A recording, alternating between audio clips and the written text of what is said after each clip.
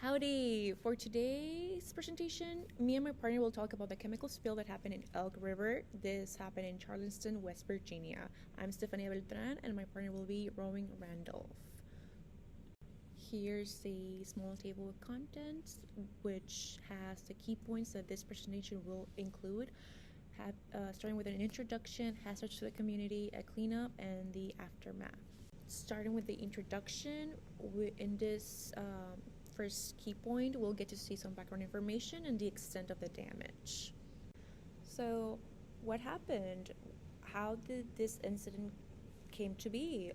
On January 9th of 2014, about 10,000 gallons of 4-methylcyclohexane methanol leaked into the Elk River. This happened about a mile and a half upstream from the West Virginia American Water, which is the water supply that supplied water to 100,000 people or 9 different counties in West Virginia. At 6 p.m. of the same day, this water supply issued a do not use order after many calls of many different people reporting a licorice smell and many other calls reporting symptoms such as rashes, nausea, vomiting, and diarrhea, and many others. On January 21st of the same year, it was discovered that propylene glycophenol was also part of the spill. It accounted for 7.3 of the total weight from the tank that spilled into the river.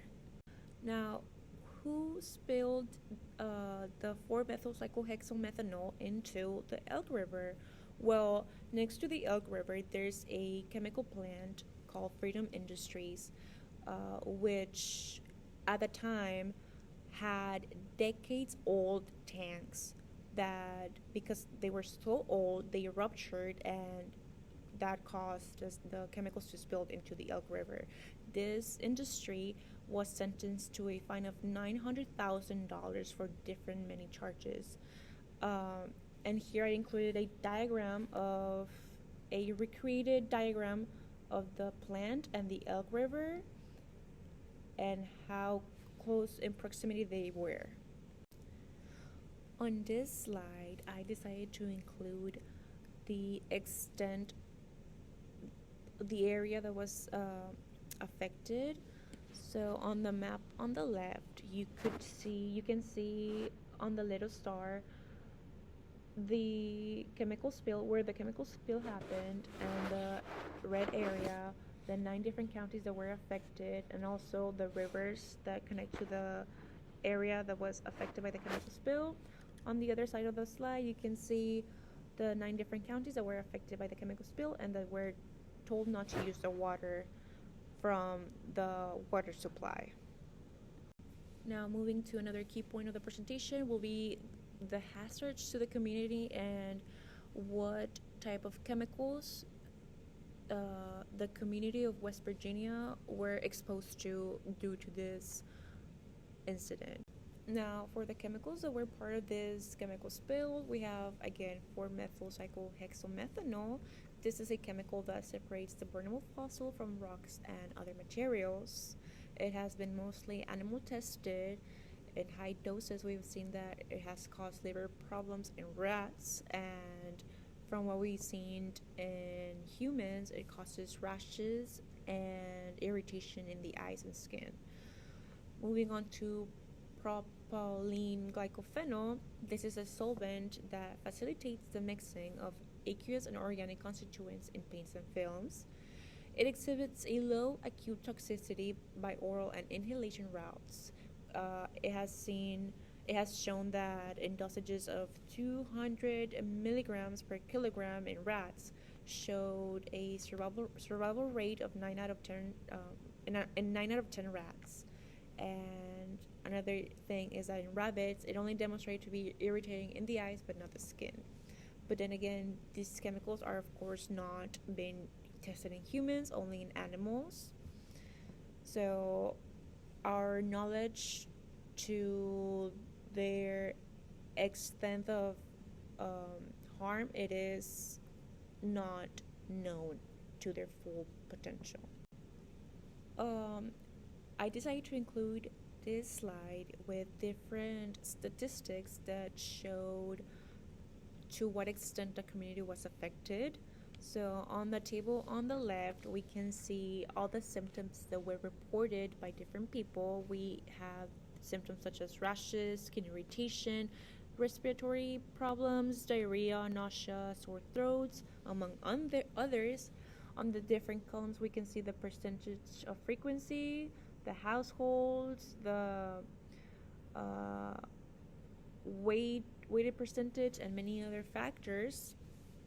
And on the table, on the graph on the right, I decided to include the amount of people that decided to go get treatment at a hospital between the 9th of January, which was the day that the do not issue order was reported, to the 23rd. We can see that at the beginning of the exposition to this chemical in the water, we can see a high amount of a lot of people going to the hospital, but then this number gets smaller as the days go by. So I'm Rowan Randolph, and I will be talking about the cleanup after the chemical spill in Elk River. So how was the spill combated? The do not use order that was placed when it first occurred on the West Virginia's American Water System's drinking water was gradually lifted on January 13th, so approximately like 6-7 days after the initial spill. And it started with the quote-unquote priority zones, which were the surrounding areas where the chemical plant was located in Charleston. And so it was these 9 different counties that you can see.